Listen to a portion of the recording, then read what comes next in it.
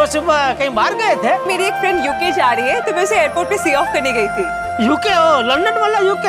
अब जीठा जी वही यूके है और क्या है। नहीं, हमारे भारत में भी एक यूके है ना, उत्तराखंड।